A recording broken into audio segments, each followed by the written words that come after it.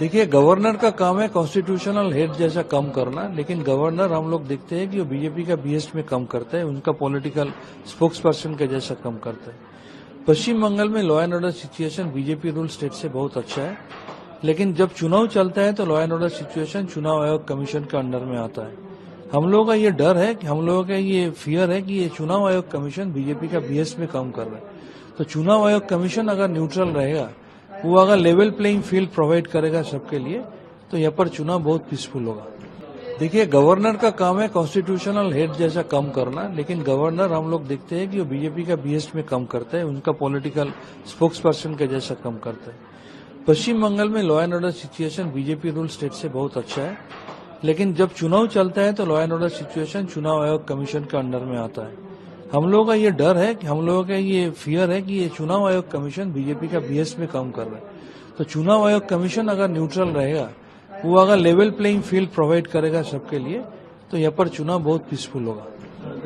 देखा जाता है कि गवर्नर के पास अगर बीजेपी की तरफ से कोई कंप्लेन लेके जाया जाता है तो गवर्नर उसका सॉल्व कर देते हैं कुछ ही दिनों में। देखा गया कि अभिषेक बनर्जी के नेतृत्व में जो डेलीगेशन टीम गया, उधर भी कंप्लेन किया गया, गवर्नर को भी बताया गया, पर कोई हल नहीं निकल के आता है। अब कैसे सोचता है हल निकलेगा? बीजेपी का ये शासनकाल में ऑपोजिशन रूल स्टेट में गवर्नर को इस्तेमाल किया जा रहा है वहां का स्टेट गवर्नमेंट को डिस्टर्ब करने के लिए और रूलिंग पार्टी को डिस्टर्ब करने के लिए। इसीलिए अब देखिए, इसके पहले नरेगा का इश्यू लेके हमारा पार्टी का डेलीगेशन अभिषेक बनर्जी का लीडरशिप में कितने बार गया है, कुछ समाधान नहीं हुआ। एनआईए के साथ बीजेपी मिलकर काम कर रहा है, इस इश्यू को लेके कितने बार गया, कुछ हल नहीं हुआ। और बीजेपी जो कहता है उसके साथ साथ वो एक्शन लेता है। इससे ये सबूत हो रहा है कि हमारा जो गवर्नर है वो जगदीप धनखड़ जी के साथ कंपटीशन में लगे हुए हैं, क्योंकि वो देखा है बीजेपी को खुश करने से जगदीप धनखड़ जी को यहाँ का गवर्नर से वाइस प्रेसिडेंट ऑफ इंडिया का पोस्ट मिल गया, इसलिए वो भी इसमें लगे हुए हैं कि बीजेपी को किस तरीके से खुशी किया जाए।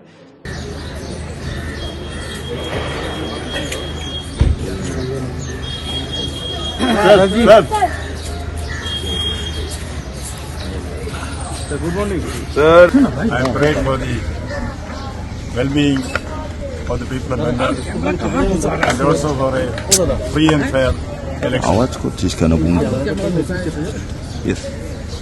Sir, from yesterday only incidents of violence and news of violence are coming from different parts of North Bengal. What would you say, sir? See, the Election Commission is expected to deal with this effectively. I am confident that the Election Commission is prepared for that. Yes, sir.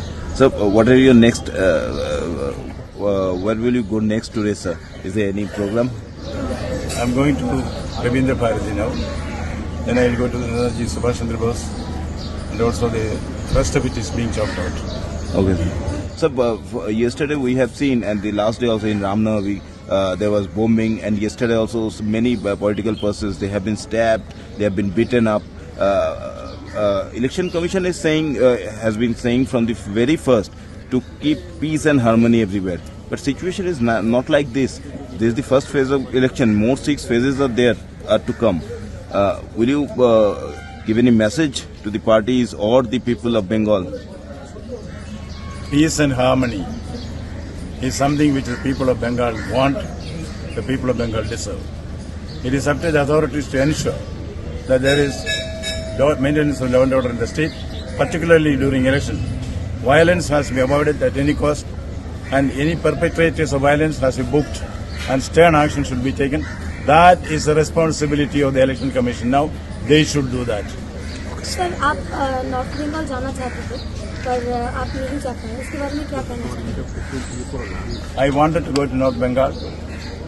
That became a political issue. I did not want governor to be made a pawn in the political chess game. I do not believe in knee-jerk reactions. Therefore, I decided to confine myself to Calcutta. But wherever people need me, I will reach there.